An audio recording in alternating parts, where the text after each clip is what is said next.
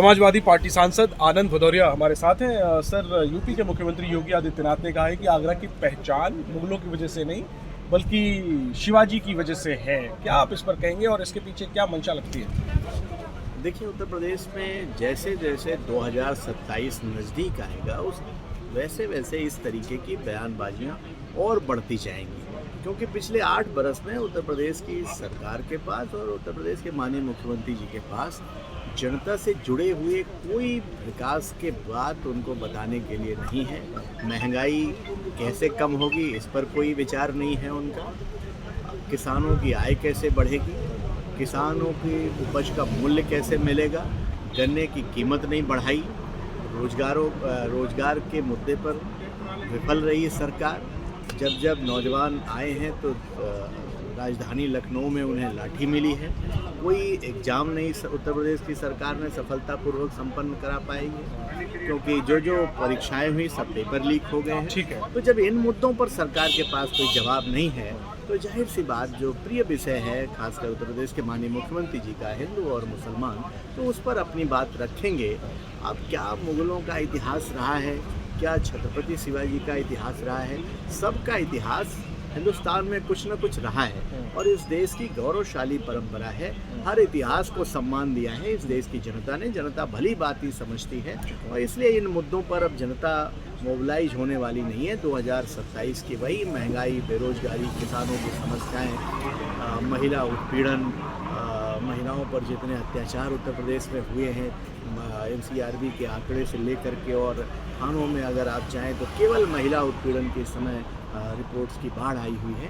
इसलिए मैं कहना चाहता हूँ इन मुद्दों पर, असल ज़रूरत के मुद्दों पर चुनाव होगा और इस बार भारतीय जनता पार्टी का सफाया होगा और ऐतिहासिक बहुमत के साथ समाजवादी पार्टी माननीय अखिलेश यादव जी उत्तर प्रदेश में वापसी करेंगे। सर, इस बीच रमज़ान चल रहा है और सड़क पर नमाज आने वाली ईद जो है उससे पहले ये सड़क पर नमाज ना पढ़ने को लेकर के बयानबाजी की दी जा रही है बीजेपी नेताओं के द्वारा। मेरठ में तो पुलिस ने इसको लेकर फरमान भी जारी किया है और दिलचस्प बात यह है कि इस पर मेरठ पुलिस के आदेश पर जयंत चौधरी जो मंत्री हैं केंद्र में, अपने ही गठबंधन की सरकार पर तंज कस रहे हैं। क्या आपको लगता है जयंत चौधरी के इस रुख को लेकर? इस सभ्य समाज में इस तरीके की बयानबाजी और इस तरीके के मनमाने आदेश नहीं जारी करने चाहिए और ये हम कोई पहली बार उत्तर प्रदेश में नहीं देख रहे हैं।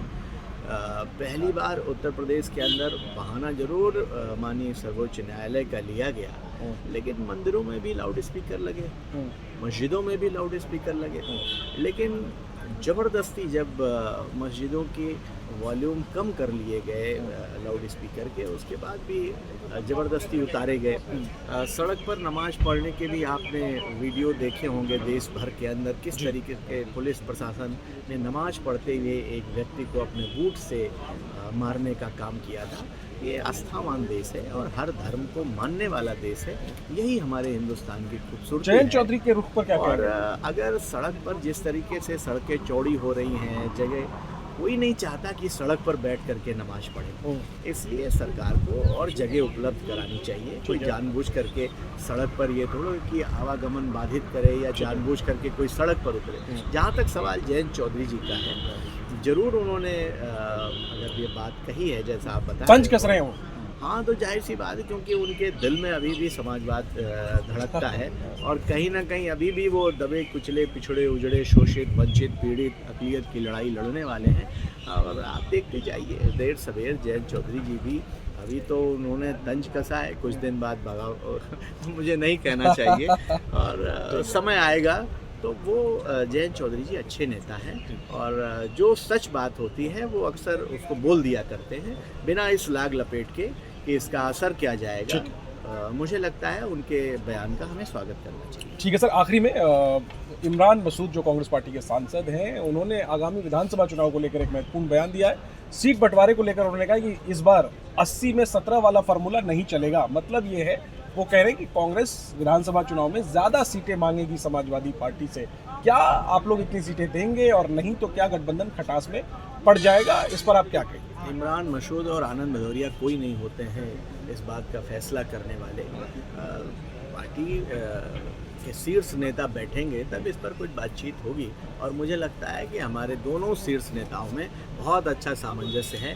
भारतीय जनता पार्टी को हराने के लिए दोनों लोग बैठ करके समय आएगा तो ये फैसला कर लेंगे। ठीक है, शुक्रिया आनंद जी बात करने के लिए। Jailendra Kumar, ABP news, Delhi. For exclusive and insightful videos, subscribe to our new channel ABP Live Premium.